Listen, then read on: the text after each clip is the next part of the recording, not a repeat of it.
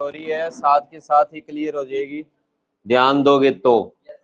ठीक है, समझनी जरूरी होती है, बाद में तो सीधी सिंपल रीडिंग से ही क्लियर हो जाती है। तो इधर ध्यान रखेंगे कि जो डी ब्लॉक एलिमेंट्स कल आपने स्टडी किया था कि जो पीरियोडिक टेबल है उसको 4 ब्लॉक में डिवाइड किया गया है। कितने 4 ब्लॉक्स, कितने ब्लॉक्स में? 4 block, S P D O and F block.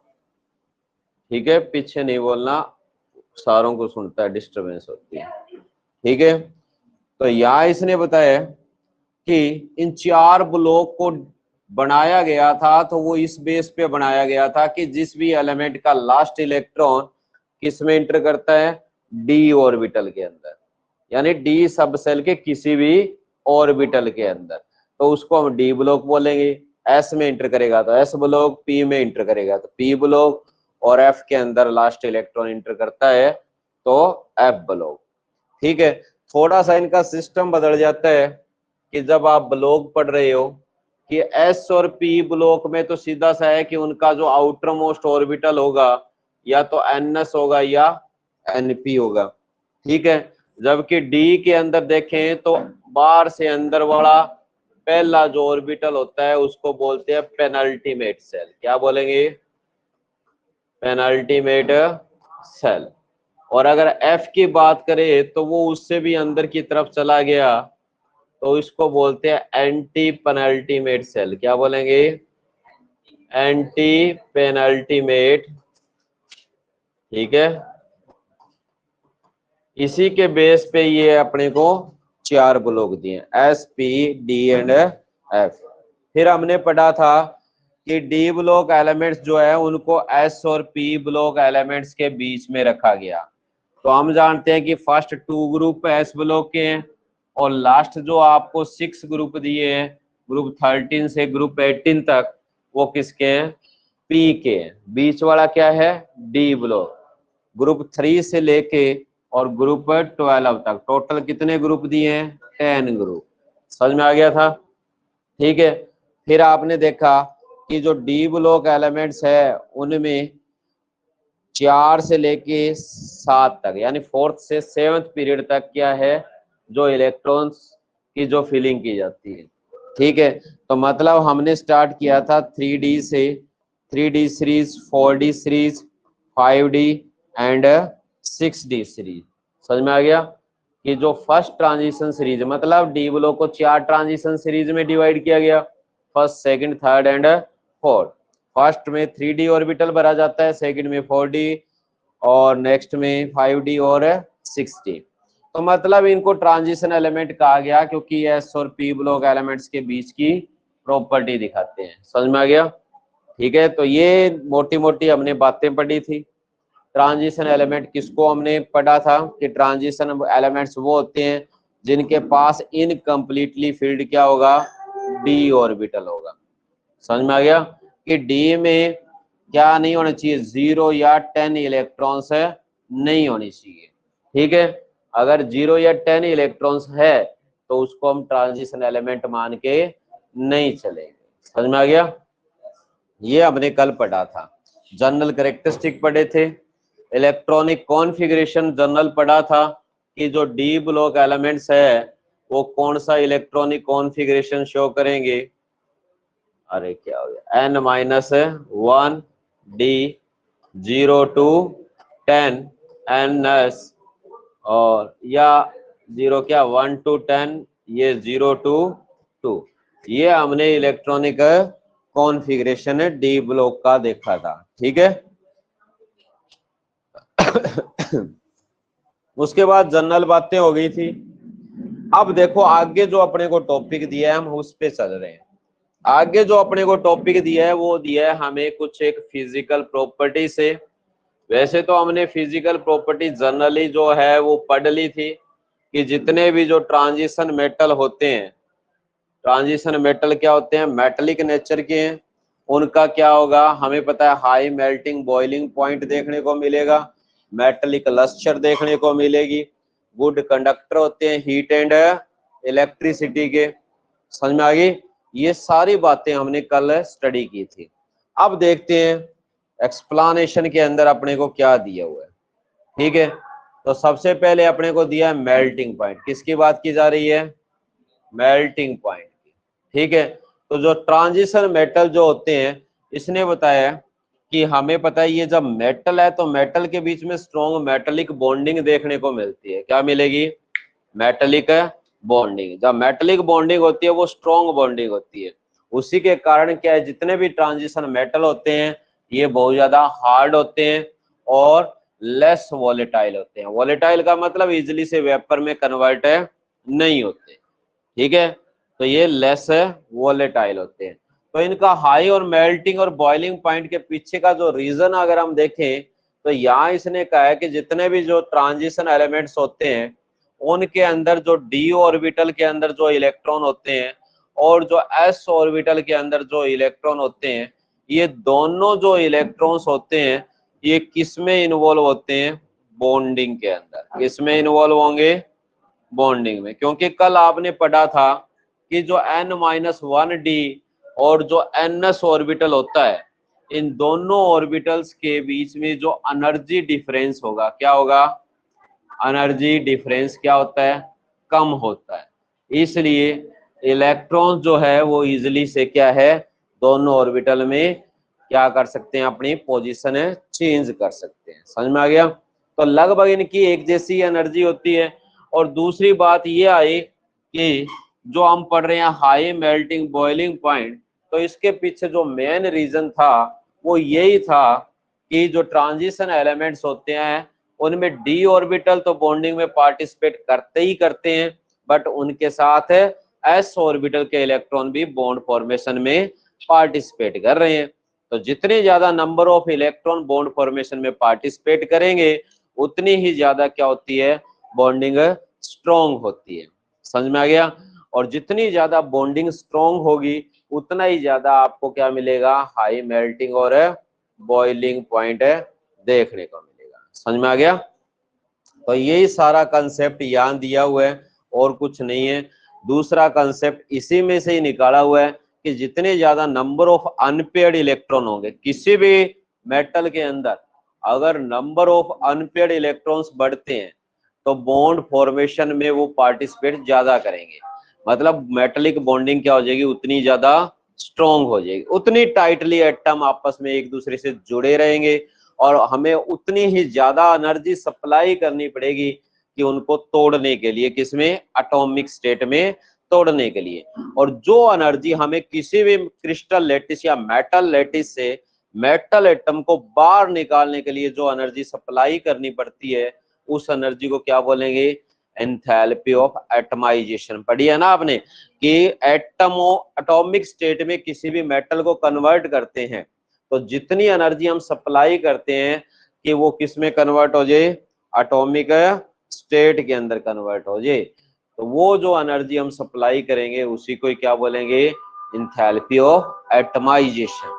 समझ में आया, क्या बोलेंगे, एंथैल्पी ऑफ एटमाइजेशन। तो एंथैल्पी ऑफ एटमाइजेशन जो होती है ट्रांजिशन एलिमेंट्स की, वो भी अपने को क्या मिलेगी, हाई मिलेगी। क्या मिलेगी, हाई मिलेगी। क्योंकि मेल्टिंग बॉइलिंग पॉइंट के साथ साथ एंथैल्पी ऑफ एटमाइजेशन किस पे डिपेंड करेगी, मेटेलिक बॉन्डिंग पे डिपेंड करेगी। तो ये सारे पॉइंट यहाँ पे लिखे हुए हैं, बस ये मेन पॉइंट्स आपने पढ़ने हैं, ठीक है। यही आपके पास इसका मेन कंसेप्ट है, ठीक है। तो यहाँ पे मेन कंसेप्ट ये इसने बताया, जितने ज्यादा नंबर ऑफ अनपेयर्ड इलेक्ट्रॉन्स होंगे उतनी ज्यादा स्ट्रॉन्ग इंटरमेटेलिक बॉन्डिंग होगी और उतना ही ज्यादा क्या मिलेगा, मेल्टिंग पॉइंट मिलेगा। सिंपल है। तो ये आपने ध्यान रखना है। फिर आगे जाके एक कंसेप्ट आता है, यहाँ से पूछा गया कि चलो माना कि नंबर ऑफ अनपेयर्ड इलेक्ट्रॉन बढ़ेंगे तो मेटेलिक बॉन्डिंग बढ़ेगी, बट जो मैग्नीज और टेक्नीशियम एग्जाम में आया हुआ क्वेश्चन है, ठीक है, why manganese and technetium show dip in melting points along the transition series। दे रखा है ना कि dip in melting point, ठीक है, जबकि उनके अंदर क्या है, large number of unpaired electrons होते हैं। समझ में आ गया। कि अगर आप इस ग्राफ को देखो, एक तरफ आपको मेल्टिंग पॉइंट दिया और एक साइड आपको एटॉमिक नंबर दिए, ठीक है। जैसे जैसे एटॉमिक नंबर बढ़ रहा है वैसे वैसे नंबर ऑफ अनपेयर्ड इलेक्ट्रॉन भी बढ़ते जा रहे हैं। अनपेयर्ड इलेक्ट्रॉन बढ़ेंगे तो मेल्टिंग पॉइंट भी बढ़ेगा, बट क्रोमियम तक बढ़ रहा है, क्रोमियम से नीचे एकदम नीचे आ जाता है मैग्नीज में। क्यों आ गया? क्योंकि आपने देखा कि क्रोमियम का जो इलेक्ट्रॉनिक कॉन्फ़िगरेशन होता है वो होता है आर्गन, क्या दिया है 3d5 4s1, ठीक है। और जबकि मैग्नीज के अंदर अगर हम देखें तो अपने को मिलेगा आर्गन 3d5 4s2, ठीक है। ये तो स्टेबिलिटी गेन करने के लिए हाफ फिल हुआ है, पता है ना हमें कि क्रोमियम के अंदर D5S1 क्यों होता है? Exactly half field electronic configuration attain करने के लिए इलेक्ट्रॉन अपनी पोजीशन चेंज करते हैं। रियल में D5 नहीं होता, हम लिखते हैं किसके लिए? स्टेबिलिटी गेन करने के लिए। समझ में आ गया? पर मैग्नीज के अंदर ये रियल में D5 होता है ना, कि डी के अंदर हाफ फिल हो गया और एस के अंदर फुल फिल होगा। तो ये हाफ फिल और फुल फिल दोनों होने के कारण इनमें क्या हो गई? एक्स्ट्रा स्टेबिलिटी होगी, तो ये अपने इलेक्ट्रॉन नहीं देगा बॉन्डिंग में। समझ में आ गया? जब इसने अपने इलेक्ट्रॉनिक बॉन्ड फॉर्मेशन में नहीं दिए तो बॉन्डिंग क्या हो गई? वीक हो गई। समझ में आई? और बॉन्डिंग जब वीक होगी तो मेल्टिंग पॉइंट क्या हो जाएगा? कम हो जाएगा। आ गया समझ में कि इनमें मेल्टिंग पॉइंट क्यों कम होता है? क्योंकि जो डी ऑर्बिटल के अंदर exactly half field electronic configuration होने के कारण ये एक स्टेबल इलेक्ट्रॉनिक कॉन्फ़िगरेशन है। कौन? मैग्नीज, ठीक है। मैग्नीज क्या है? स्टेबल इलेक्ट्रॉनिक कॉन्फ़िगरेशन में है, तो ये अपने इलेक्ट्रॉन किसी को नहीं देगा बॉन्डिंग में। जब बॉन्डिंग में इलेक्ट्रॉन ही नहीं देगा तो बॉन्डिंग वीक हो जाएगी। समझ में आ गया? इसलिए इनका क्या होगा? मेल्टिंग बॉइलिंग पॉइंट है कम देखने को मिलेगा। कोई डाउट? उसके बाद जो अपने को दिया है वो दिया है enthalpy of melting boiling point number of unpaired electron पे डिपेंड करता है। समझ में आ गया? उलझना तो है ही नहीं कि जितना ज्यादा नंबर ऑफ अनपेयर्ड इलेक्ट्रॉन है उतनी ज्यादा बॉन्डिंग स्ट्रॉन्ग होगी, और जब बॉन्ड मजबूत बने हैं तो हमें पता है कि वो चीजें टूटेगी नहीं, एटम दूर दूर नहीं होगी, दूर नहीं होगी तो वो मेल्ट नहीं होगा, ज्यादा टेम्परेचर बढ़ाना पड़ेगा। बस ये इतनी सी बात ध्यान रखनी है, ठीक है। और अगर हाफ फिल और फुल फिल है, जैसे जिंक, कैडमियम, मरकरी है, ये सॉफ्ट होते हैं। क्यों होते हैं? क्योंकि फुल फिल है, इलेक्ट्रॉनिक कॉन्फ़िगरेशन है D10 फुल है, नंबर ऑफ अनपेयर्ड इलेक्ट्रॉन है ही नहीं, तो बॉन्डिंग वीक होगी। बॉन्डिंग वीक है तो ये क्या मिलेंगे? सॉफ्ट मिलेंगे। समझ में आ गया? तो ये बातें ध्यान रखनी। उसके बाद जो इंथैल्पी ऑफ एटमाइजेशन मैंने आपको पहले ही बता दी कि इंथैल्पी ऑफ एटमाइजेशन क्या होती है? जितनी अमाउंट में एनर्जी सप्लाई करनी पड़ती है ताकि कोई एटम को उसकी साइड से निकाला जा सके। समझ में आ गया? उसको बोलते हैं क्या? Enthalpy of atomization. सिंपल सी बात है, मान लो ये लेटिसाइट है, इसमें ये एटम प्रेजेंट है। ये क्या है? कोई भी मेटल है, ठीक है, उसमें इस तरह एटम आपस में जुड़े हुए हैं, मेटालिक बॉन्डिंग से जुड़े हुए हैं। किसी का एग्जांपल ले लो, एल्यूमिनियम मान लो, आयरन मान लो, कुछ भी मान लो। अब इसको बाहर निकालना है एक अकेले को, तो जितनी एनर्जी देंगे वो क्या होगी? इंथैल्पी ऑफ एटमाइजेशन होगी। क्लियर है? ये समझ में आ गया कि एक एटम को बाहर निकालने के लिए हमें जितनी एनर्जी देनी पड़ेगी ये, तो वो क्या है? इंथैल्पी ऑफ एटमाइजेशन होगी। समझ में आ गया? Any doubt? तो ये किसके ऊपर डिपेंड करेगी? इंथैल्पी ऑफ एटमाइजेशन किस पे डिपेंड करेगी? बॉन्डिंग पे डिपेंड करेगी। किस पे डिपेंड करेगी? समझ में आ गया? नहीं आया? तो जितनी ज्यादा स्ट्रॉन्ग क्या होगी? बॉन्डिंग होगी, उतनी ज्यादा एनर्जी सप्लाई करनी पड़ेगी, हीट सप्लाई करनी पड़ेगी। और ये बॉन्डिंग स्ट्रॉन्ग किसके बेस पे हम बताते हैं? Number of unpaired electrons. समझ में आ गया? जितने ज्यादा नंबर ऑफ अनपेयर्ड इलेक्ट्रॉन्स होंगे उतनी ज्यादा स्ट्रॉन्ग क्या होगी, बॉन्डिंग होगी, और उतनी ज्यादा अपने को क्या सप्लाई करनी पड़ेगी, एनर्जी सप्लाई करनी पड़ेगी। समझ में आ गया? ठीक है, तो यही अपने को कंसेप्ट दिया है कि enthalpy of atomization number of unpaired electrons पे डिपेंड करती है। बाकी थ्योरी हमने पढ़ ली है। ठीक है, यहाँ पे इंपॉर्टेंट ये दिया है कि जिंक, कैडमियम, मरकरी जो है उनकी लो एंथैल्पी ऑफ एटमाइजेशन है, क्योंकि इनके पास कोई भी अनपेयर्ड इलेक्ट्रॉन नहीं होता। समझ में आ गया? ठीक है, कर लोगे?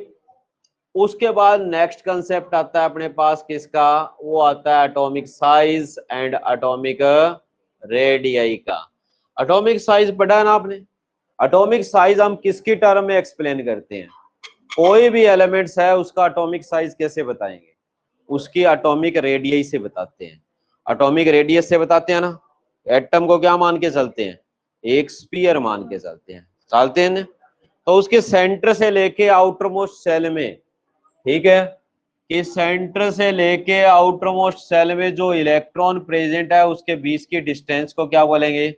एटॉमिक रेडियस बोलेंगे। पता है ना? तो जैसे जैसे आप टॉप टू बॉटम जाते हो नंबर ऑफ सेल बढ़ते हैं। पढ़ा है आपने कि नए सेल ऐड होते जाएंगे, न्यूक्लियस से डिस्टेंस बढ़ेगी, न्यूक्लियस से जैसे जैसे डिस्टेंस बढ़ेगी तो उनके बीच में जो रेडियस है वो बढ़ रही है।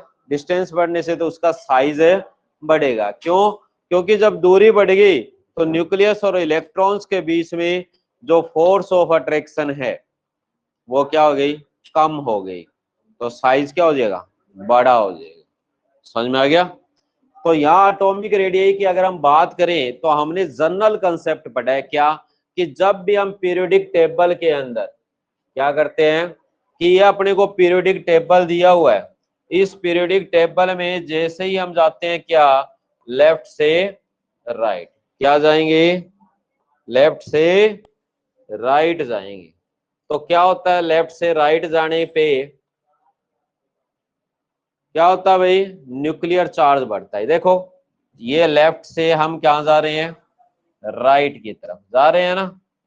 ठीक है, तो जैसे जैसे लेफ्ट से राइट जा रहे हैं एटॉमिक नंबर बढ़ रहा है, 21, 22, 23, जैसे 21 से 30 तक जा रहे हैं तो एटॉमिक नंबर बढ़ेगा तो न्यूक्लियर चार्ज बढ़ेगा, क्योंकि नंबर ऑफ प्रोटॉन्स बढ़ रहे हैं।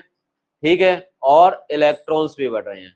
जैसे जैसे न्यूक्लियर चार्ज बढ़ेगा वैसे वैसे फोर्स ऑफ अट्रैक्शन भी बढ़ती हुई जाएगी।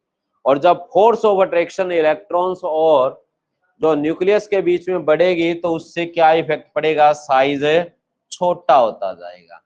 तो यानी हम कह सकते हैं क्रोमियम मैग्नीज तक क्या है, साइज में क्या होता जाएगा? डिक्रीज होता जाएगा।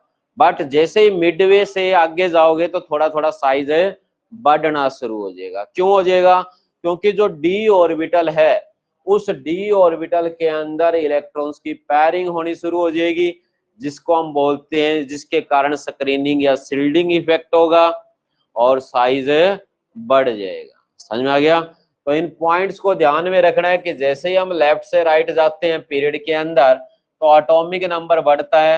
एटॉमिक नंबर बढ़ने से न्यूक्लियर चार्ज भी बढ़ेगा, और न्यूक्लियर चार्ज बढ़ने से जो फोर्स ऑफ अट्रैक्शन होती है किसके बीच में? न्यूक्लियस और इलेक्ट्रॉन्स के बीच में, वो क्या है? बढ़ेगी। जिससे क्या है, जो एटॉमिक साइज है वो क्या हो जाएगा? डिक्रीज हो जाएगा। ठीक है, तो ये कंसेप्ट आपको ध्यान रखना है। बट ये पूरा लागू नहीं होता। यहाँ से ये इसने बात को बीच में तोड़ा है कि जो साइज के अंदर जो डिक्रीज हो रहा है वो मिड पॉइंट तक ही हो रहा है। उसके बाद मिड पॉइंट के बाद जो डी ऑर्बिटल होता है, यानी जब डी में 5 से ज्यादा इलेक्ट्रॉन आ रहे हैं, मैग्नीज को क्रॉस कर रहे हो, आयरन में जा रहे हो, इलेक्ट्रॉन्स की डी ऑर्बिटल में क्या होगी? पैरिंग स्टार्ट हो गई ना, कि 5 से 6, 6 से 7 ऐसे करते हुए 10 इलेक्ट्रॉन हो गए। तो इसने कहा मिडवे के बाद इलेक्ट्रॉन्स की पैरिंग होगी डी ऑर्बिटल में, और जिससे क्या होगा? स्क्रीनिंग या शील्डिंग होनी स्टार्ट हो जाएगी। और शील्डिंग का मतलब होता है रिपल्स करना, धक्का मारना। दो इलेक्ट्रॉन सेम चार्ज के साथ हो गए, वो क्या करेंगे? एक दूसरे को धक्का मारेंगे, ठीक है। जिससे क्या होगा, जो इफेक्टिव न्यूक्लियर चार्ज का जो इफेक्ट होगा वो कम हो जाएगा। क्या हो जाएगा? कम हो जाएगा, ठीक है। यानी जो न्यूक्लियर चार्ज, यानी जो न्यूक्लियस अपनी तरफ इलेक्ट्रॉन्स को खींच रहा था, वो अब इतनी पावर से खींच नहीं पाएगा। जिससे क्या होगा, इस इफेक्ट के कारण मिडवे के बाद जो एटॉमिक साइज है वो बढ़ना स्टार्ट हो जाता है। समझ में आ गई बात? ये कंसेप्ट ध्यान रखना, ठीक है। रटने वाली कोई बात नहीं है, सीधी सी बात है। लेफ्ट से राइट जा रहे हैं, एटॉमिक नंबर बढ़ रहा है, नंबर बढ़ेगा, प्रोटॉन इलेक्ट्रॉन बढ़ेंगे, न्यूक्लियर चार्ज बढ़ेगा। जितने वो बढ़ेंगे उतनी ज्यादा फोर्स ऑफ अट्रैक्शन होगी, साइज छोटा होता जाएगा। बट जैसे ही मिडवे पे जाते हो, तो मिडवे में हमें पता है कि डी में 5 की बजाय 6, 7, 8 ऐसे इलेक्ट्रॉन्स की पेयरिंग होनी स्टार्ट हो जाएगी। जैसे ही इलेक्ट्रॉन्स की पेयरिंग होती है तो उनके बीच में क्या होगी, स्क्रीनिंग इफेक्ट काम करना शुरू कर देगा, और जिससे जो इलेक्ट्रॉन है वो न्यूक्लियस से दूरी बनाना स्टार्ट कर देंगे। समझ में आ गया? तो इससे साइज बढ़ना शुरू हो जाएगा। आगे इसने कहा है कि higher is the charge on the metal atom का एक कंसेप्ट है ये, कि जितना ज्यादा चार्ज होता है किसी भी मेटल एटम के ऊपर, उतना ही ज्यादा उस पर इफेक्टिव न्यूक्लियर चार्ज होता है, और जितना ही ज्यादा इफेक्टिव न्यूक्लियर चार्ज होता है उतना ही छोटा साइज हो जाता है। समझ में आ गया? तो ये नीट जेई का क्वेश्चन है, ये यहाँ पे इसीलिए मैंने लिखवाया था क्योंकि ये एग्जाम में मैंने देखा था आया हुआ, ठीक है। तो जैसे आपको ये 2 आयन आ गया, अब देखो सीधा आ गया, तो आप समझ जाओगे कि हाँ भाई इस पे चार्ज ज्यादा, इसका साइज है छोटा है। वो ऐसे नहीं देगा, वो आपको ना उलझाएगा। कैसे? वो आपको कहेगा कि आपको दिया KMnO4 दे रखा है, ठीक है, और ये आपको MnO2 दे रखा है, इनमें से बड़ा साइज किसका है? अब सियाने बच्चे क्या बताएंगे किसका साइज है बड़ा होगा, ठीक है। समझ में आ गया? तो यहाँ पे इसका +4 ऑक्सीडेशन स्टेट है, यहाँ +7 है, तो ये साइज में क्या हो जाएगा, छोटा हो जाएगा। समझ में आ गई? ऐसे उड़ जाएंगे, ठीक है। तो ये आपको ध्यान रखना है, जितना ज्यादा चार्ज होता है उतना ही कम साइज होगा, क्योंकि एटॉमिक नंबर तो सेम है। एटॉमिक नंबर क्या है? सेम है। चार्ज बढ़ रहा है तो इफेक्टिव न्यूक्लियर चार्ज बढ़ रहा है। समझ में आ गया? तो अब देखो आगे का जो कंसेप्ट अपने को क्या दिया है उसको देखते हैं। तो हमने देखा कि पीरियोडिक टेबल के अंदर अपने को जो जनरल बातें हैं कि लेफ्ट से राइट जा रहे हो, कि मैग्नीज के बाद जो साइज है उसमें थोड़ा इंक्रीज देखने को मिलेगा। क्या मिलेगा? यानी आयरन से स्टार्ट हो जाओ, थोड़ा थोड़ा साइज बढ़ना स्टार्ट हो जाएगा। समझ में आ गई बात? ये तो हमें लेफ्ट से राइट पता है, ठीक है, बट टॉप टू बॉटम तो साइज बढ़ेगा ही। ये 3D सीरीज है, उसके बाद 4D आएगी, एक सेल बढ़ गया, फिर 5D आएगी, ठीक है। मतलब ये फर्स्ट ट्रांजिशन सीरीज है, ये सेकंड है, और ये थर्ड है। अब देखो थर्ड ट्रांजिशन सीरीज में आपने एंट्री की, तो उससे पहले ये क्या है, 14 एलिमेंट्स कहाँ गए? ये रहे, आ गए ना, यहाँ नीचे रख दिए गए। और इन 14 एलिमेंट्स के अंदर इलेक्ट्रॉन किस में इंटर कर रहा है? 4f ऑर्बिटल में इंटर कर रहा है ना, क्योंकि ये अब ब्लॉक एलिमेंट्स है। तो इनमें क्या है, हमें पता है कि 14 इलेक्ट्रॉन इंटर कर रहे हैं, मतलब 14 यूनिट चार्ज बढ़ रहा है बीच में, ठीक है, सेकंड से थर्ड ट्रांजिशन सीरीज में जाते हुए। तो ये कह रहा है कि ये जो 4f ऑर्बिटल होता है, ये यानी f ऑर्बिटल जो होता है, ये d ऑर्बिटल से साइज में क्या होता है, बड़ा होता है। समझ में आ गया कि जो f ऑर्बिटल है ये d ऑर्बिटल से साइज में क्या होता है, बड़ा होता है। तो इसलिए इनमें अगर इलेक्ट्रॉन्स रखे जाएं तो उनके बीच में रिपल्सन क्या होती है, कम होती है। क्या होगी उनमें? रिपल्सन या स्क्रीनिंग इफेक्ट उनका क्या होता है, कम होता है। किसका? f ऑर्बिटल का d ऑर्बिटल की कंपैरिजन में। जबकि न्यूक्लियर चार्ज तो क्या है, बढ़ रहा है, क्योंकि एटॉमिक नंबर है बढ़ रहा है, तो न्यूक्लियर चार्ज भी क्या होगा, बढ़ेगा, ठीक है। जबकि स्क्रीनिंग इफेक्ट क्या हो जाएगा, कम हो जाएगा। तो न्यूक्लियर चार्ज बढ़ेगा तो इलेक्ट्रॉन क्या होंगे, न्यूक्लियस की तरफ जाएंगे ना, क्योंकि स्क्रीनिंग इफेक्ट क्या हो रहा है, कम हो रहा है। तो साइज क्या हो जाएगा उनका, सेकंड से थर्ड ट्रांजिशन सीरीज में जाओगे तो साइज डिक्रीज होगा। बट हम यहाँ पे ये कह सकते हैं कि सेकंड और थर्ड ट्रांजिशन सीरीज का जो साइज होता है ऑलमोस्ट क्या होता है, सेम होता है। क्या होता है? और इसी को ही हम बोलते हैं लेंथेनॉइड कॉन्ट्रैक्शन। एग्जाम में इंपॉर्टेंट है ये, समझ में आ गया? 3 मार्क्स, 2 मार्क्स या कई बार इसको फार्मूलेट करके 5 तक पहुंचा दिया गया। समझ में आ गई? क्योंकि कुछ एमसीक्यू में डाल दिए और 3 मार्क्स का इसका क्वेश्चन ऐड कर दिया। ठीक है, जो इसी से ही रिलेटेड है। तो आपको ये ध्यान रखना है कि जैसे ही सेकंड से थर्ड ट्रांजिशन सीरीज में जाएंगे तो इलेक्ट्रॉन पहले 4f ऑर्बिटल में इंटर करते हैं, और 4f ऑर्बिटल होता है साइज में बहुत बड़ा, तो उसके कारण उसका स्क्रीनिंग इफेक्ट कम होता है, जबकि न्यूक्लियर चार्ज बढ़ेगा। न्यूक्लियर चार्ज इंक्रीज होने से क्या होगा, फोर्स ऑफ अट्रैक्शन न्यूक्लियस और इलेक्ट्रॉन्स के बीच में बढ़ती है, जिससे क्या होगा, जो साइज है वो डिक्रीज हो जाएगा। इसीलिए जो सेकंड और थर्ड ट्रांजिशन सीरीज के एलिमेंट्स हैं वो ऑलमोस्ट सेम या सिमिलर एटॉमिक रेडियस या साइज शो करते हैं, और इसी को ही बोलते हैं लेंथेनॉइड कॉन्ट्रैक्शन। समझ में आ गया? तो टॉप टू बॉटम, थर्ड के बाद फोर्थ का तो साइज ऑटोमेटिकली क्या होगा, बड़ा होगा, क्योंकि 4f बड़ा है तो इधर आगे 5f भी है, तो उस तरह का ही स्वभाव उसमें मिलेगा। तो आगे आ जाएगी एक्टिनॉइड कॉन्ट्रैक्शन, ये हम एफ ब्लॉक में पढ़ेंगे। समझ में आ गया? ठीक है, तो ये आपको साइज से रिलेटेड यहाँ कंसेप्ट जो मैंने अभी बताया था वो शो किया हुआ है। तो सेकंड और थर्ड ट्रांजिशन सीरीज, तो ये आपको ग्राफ दिया है, एक साइड आपने एटॉमिक रेडियस ले उठानी है और दूसरी साइड एटॉमिक नंबर उठा के चलोगे। समझ में आ गया? तो यहाँ इसने बताया कि जैसे ही हम क्या कर रहे हैं, लेफ्ट से राइट जा रहे हैं, देखो मैग्नीज तक या हम आयरन तक इसको कांस्टेंट कह सकते हैं, वैसे मैग्नीज तक आयरन तक कांस्टेंट ही होती है एटॉमिक रेडियस। ठीक है, फिर बढ़नी स्टार्ट हो जाती है ऐसे। ठीक है, तो ये फर्स्ट ट्रांजिशन सीरीज दी है 21 से जो आपको 30 तक दी है, 21 से 30 एटॉमिक नंबर। उसके बाद आप जा रहे हो कहाँ पे, सेकंड ट्रांजिशन सीरीज, जो कि व्हाइट एर्बियम से कहां तक जा रही है, कैडमियम तक। ठीक है, समझ में आया?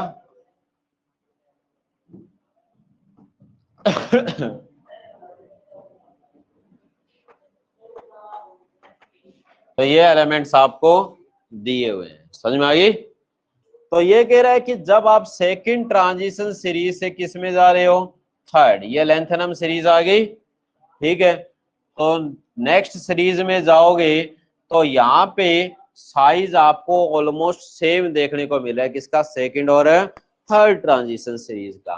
तो एक सीधा सा कंसेप्ट आएगा, आप क्या बोलोगे, किसके कारण है ये, इसको बोलते हैं लेंथेनॉइड कॉन्ट्रैक्शन के कारण। किसके कारण है, लेंथेनॉइड कॉन्ट्रैक्शन। होती क्या है लेंथेनॉइड कॉन्ट्रैक्शन, वो मैंने आपको समझा दी है, फिर भी आप इसको दोबारा समझ सकते हो। क्या बताया यहाँ पे, ये है पूरी की पूरी लेंथेनॉइड सीरीज और एटॉमिक रेडियस का वेरिएशन दिखाया हुआ, कि जैसे हम ट्रांजिशन एलिमेंट्स की बात करते हैं।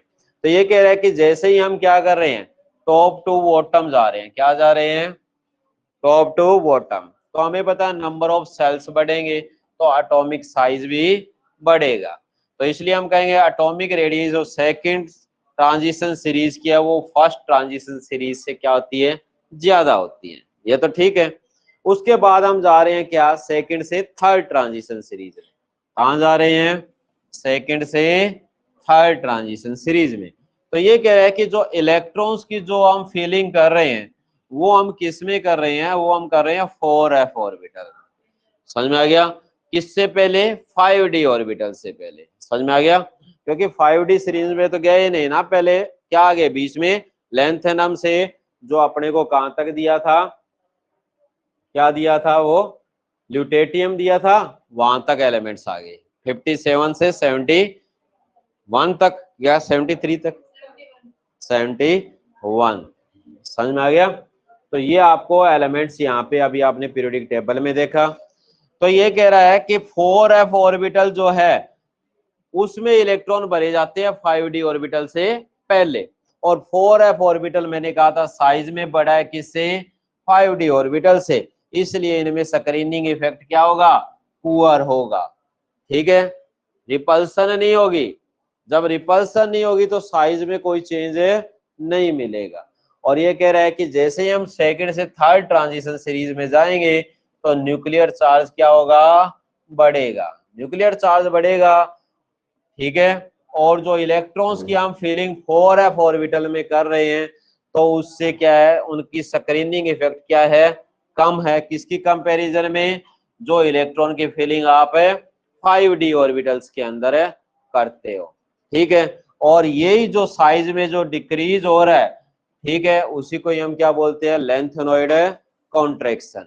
तो एग्जाम में ये क्वेश्चन आए हैं कि what is the reason behind hafnium show similar atomic radii to zirconium। समझ में आ गया। तो ये रीजन पूछा जाता है due to lanthanoid contraction. Technetium और रेहेनियम की एटॉमिक रेडियस सिमिलर होती है, नाइबियम टेंटेलम की सिमिलर है, मोलिब्डेनम और टंगस्टन की सिमिलर है। रीजन क्या है, लेंथेनॉइड कॉन्ट्रैक्शन। समझ में आ गया। तो ये कंसेप्ट आपको ध्यान रखना है। ठीक है, क्या है, बोलो बोलो जल्दी। नया कहाँ है, आयनाइजेशन एनर्जी है। नया तो वो ना जो लेंथ हो। ठीक है, छोटे छोटे कंसेप्ट है, जब आपने एटॉमिक रेडियस पढ़ ली तो उसी से रिलेटेड है आयनाइजेशन इंथैल्पी। ठीक है, कोई डाउट है तो बोलो, नहीं तो आगे। पीछे वाले पेज में एक ही रीजन था, उस टाइम आप बातें कर रहे थे, मैं आपको नोटिस कर रहा हूं हर टाइम, चिंता ना करो।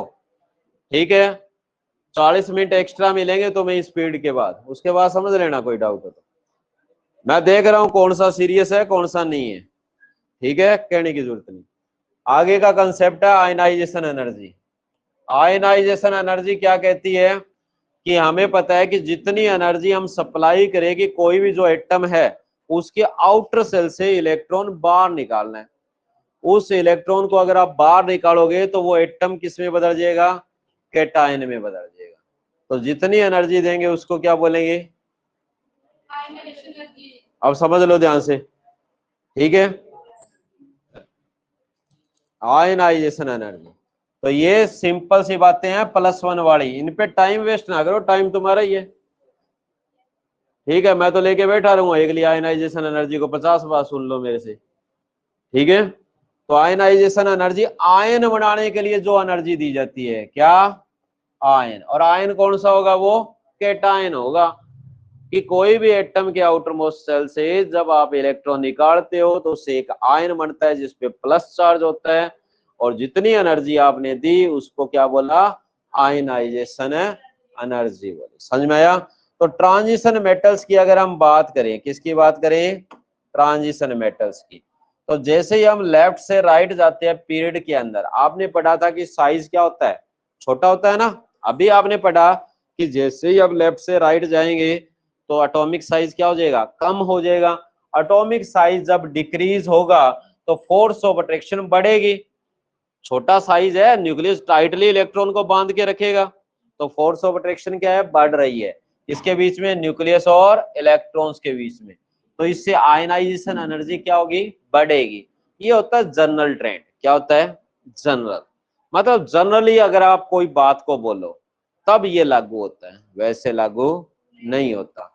क्योंकि अगर हम देखें ट्रांजिशन एलिमेंट्स के अंदर, तो यहाँ इसने बताया कि आयनाइजेशन एनर्जी की जो वैल्यू है वो किसके ऊपर डिपेंड करेगी, ऑक्सीडेशन स्टेट की स्टेबिलिटी पे। कोई ऑक्सीडेशन स्टेट कितना का स्टेबल है, ठीक है, उसके ऊपर डिपेंड करती है। ठीक है, तो ये कह रहा है कि अगर कोई एलिमेंट्स इलेक्ट्रॉन लॉस करके हाफ फिल या full fill electronic configuration attain कर रहा है, क्या कर रहा है, एक इलेक्ट्रॉन देने से या तो हाफ फिल हो जाए या फुल फिल हो जाए या नोबल गैस कॉन्फ़िगरेशन मिल जाए, तो उनकी आयनाइजेशन एनर्जी क्या होगी, कम होगी।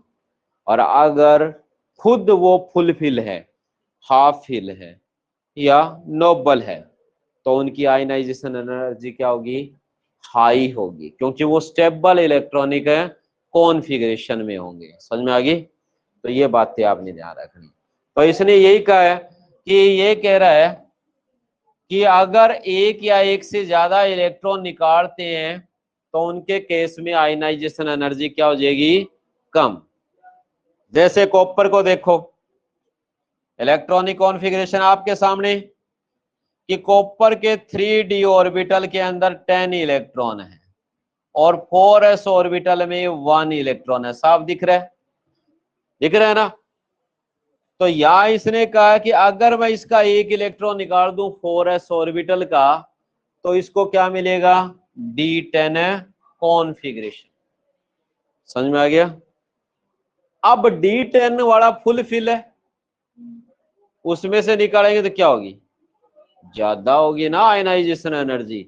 समझ में आ गया? तो ये ही बातें ये कह रहा है। ऐसे ही हम बात करें किसकी? जिंक की।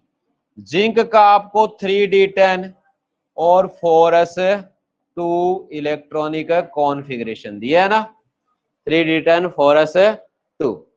अगर आप इसमें से एक इलेक्ट्रॉन निकालो तो यहां पे इसने कहा है कि 4s ऑर्बिटल फुल फिल है। क्या है? तो इसकी आयनाइजेशन एनर्जी क्या होगी? हाई होगी, क्योंकि एक स्टेबल इलेक्ट्रॉनिक कॉन्फ़िगरेशन निकाल रहे हो। ठीक है? तो वही यहाँ पे कंसेप्ट इसने बताया। मैं मतलब मेन बात यही है कि आयनाइजेशन एनर्जी किस पे डिपेंड करेगी? इलेक्ट्रॉनिक कॉन्फ़िगरेशन की स्टेबिलिटी पे। अगर आप देखो कोई एलिमेंट मैंने कहा हाफ फिल या फुल फिल इलेक्ट्रॉनिक कॉन्फ़िगरेशन के साथ है तो उसकी एक्स्ट्रा स्टेबिलिटी होती है, इसलिए आयनाइजेशन एनर्जी क्या होती है? हाई होती है। तो जैसे आप क्रोमियम को देख रहे हो, एक इलेक्ट्रॉन ये इजिली दे देगा। समझ में आ गया? क्योंकि इसको D5 इलेक्ट्रॉनिक कॉन्फ़िगरेशन मिल गया। समझ में आ गया? फिर इसमें से जो आप इलेक्ट्रॉन निकालोगे तो ज्यादा अमाउंट में एनर्जी सप्लाई करनी पड़ेगी, क्योंकि डी क्या है? हाफ फिल है। ठीक है? बट इधर आप मैग्नीज को देखो तो ये क्या है? स्टेबल इलेक्ट्रॉनिक कॉन्फ़िगरेशन है, D5 है और S2 है। इसमें से अगर आपको इलेक्ट्रॉन निकालना है तो ज्यादा आयनाइजेशन एनर्जी की सप्लाई करनी पड़ेगी। समझ में आ गई? ठीक है? और इसके आगे वाले स्टेप में आपको आयनाइजेशन एनर्जी की वैल्यू क्या मिलेगी? कम मिलेगी, क्योंकि अब D5S में तो एक पड़ा है ना, उस एक इलेक्ट्रॉन को ये इजिली निकालेगा, जबकि ये इसके पास तो D में 5 है, इसके वाले नहीं निकलेंगे, तो इसकी आयनाइजेशन एनर्जी क्या होगी? ज्यादा मिलेगी। समझ में आ गया? ठीक है? तो यही यहाँ पे कंसेप्ट है। जैसे ये क्वेश्चन आए हुए हैं कि थर्ड आयनाइजेशन एनर्जी जो आयरन की होती है वो लो होती है किसकी कंपैरिजन में?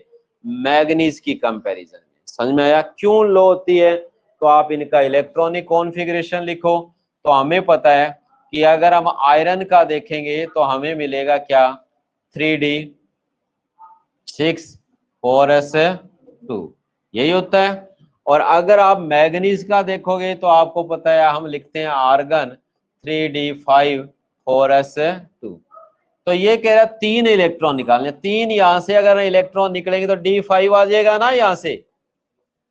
ठीक है? जबकि ये 2 तो इजिली दे देगा, तीसरा मैग्नीज इजिली नहीं देगा। समझ में आ गई? क्योंकि उसका क्या है? स्टेबल इलेक्ट्रॉनिक कॉन्फ़िगरेशन है। तो यही बातें यहाँ समझाई हुई है कि आयरन को अगर आप देखोगे तो ये 3 इलेक्ट्रॉन देते ही D5 में आ जाएगा और स्टेबल इलेक्ट्रॉनिक कॉन्फ़िगरेशन है, जबकि मैग्नीज जो है ये 2 तो इजिली दे देगा, थर्ड वाला इजिली नहीं देगा, क्योंकि आयरन तो एक्स्ट्रा स्टेबल इलेक्ट्रॉनिक कॉन्फ़िगरेशन लेने के लिए तीसरा इलेक्ट्रॉन इजिली रिमूव कर देगा। ठीक है? तो ये यहाँ पे ऐसे एजिट क्वेश्चन नहीं आते, कहीं तुम वहम में हो कि जैसे मैं क्वेश्चन करवा रहा हूं सेम वैसे क्वेश्चन आएंगे, तो बाई चांस ही आएंगे। यहाँ पे आपकी नॉलेज देखी जाएगी, वो आपको आयरन की जगह क्रोमियम भी लिख सकता है। ठीक है? वो यहाँ पे मैग्नीज की जगह जिंक भी लिख सकता है। समझ में आ गया? तो वो आपको कंसेप्ट समझने हैं। ठीक है? चैप्टर है इजी, कंसेप्ट बेस्ड है। अगर आपने पढ़ा है, समझा है, तो आप हर एक क्वेश्चन के आंसर दे सकते हो। और उसी के लिए वो तो मैं बाद में कराऊंगा, बस इतना सा टॉपिक बता रहा हूं जो आयनाइजेशन एनर्जी से रिलेटेड है। ठीक है, तो यहाँ इसने कहा, जैसे ये क्वेश्चन आया था कि why nickel chloride is stable compound than platinum chloride, समझ में आया? तो ये क्वेश्चन आया, तो इस क्वेश्चन को एक्सप्लेन किया कौन से कंसेप्ट के बेस पे, आयनाइजेशन एनर्जी। अगर हम निकल की दोनों आयनाइजेशन एनर्जी की वैल्यू देखें तो वो प्लेटिनम की दो आयनाइजेशन एनर्जी की कंपैरिजन में बहुत ही कम है। ठीक है, तो जिनकी आयनाइजेशन एनर्जी कम होती है ना एलिमेंट्स की, वो हमेशा क्या बनाते हैं, स्टेबल है कंपाउंड बनाते हैं। बस इतनी सी बात थी और उसी के बेस पे ये हो गया। और अगर आपसे पूछे निकल टेट्राक्लोराइड दे रखा है, ये देखो ये अनस्टेबल है, जबकि प्लेटिनम टेट्राक्लोराइड है ज्यादा स्टेबल है। क्यों? क्योंकि प्लेटिनम की पहली 4 आयनाइजेशन एनर्जी की वैल्यू निकल की पहली 4 आयनाइजेशन एनर्जी की वैल्यू से कम है। तो जिसकी आयनाइजेशन एनर्जी कम है वो ही स्टेबल कंपाउंड्स देगा। बस यही कंसेप्ट है। तो ये आपको ध्यान रखना, हाईलाइट किया हुआ है कि जितनी कम आयनाइजेशन एनर्जी होगी उतना ही ज्यादा स्टेबल कंपाउंड होगा, और जितनी कम आयनाइजेशन एनर्जी है उतनी इजिली इलेक्ट्रॉन का लॉस होगा और एलिमेंट हाईली रिएक्टिव होगा और ऑलवेज स्टेबल कंपाउंड की फॉर्मेशन करेगा। समझ में आ गया? तो यहां तक आपने पढ़ के आना है, क्योंकि ये वाला जो कंसेप्ट है बहुत ज्यादा इंपॉर्टेंट है। ठीक है, इलेक्ट्रोड पोटेंशियल, ये रटने से नहीं आता, ये समझने से आएंगी सारी बातें। ठीक है, तो यहां तक आप पढ़ के आओगे। अब कोई भी जो डाउट है वो मेरे से पूछ सकते हैं।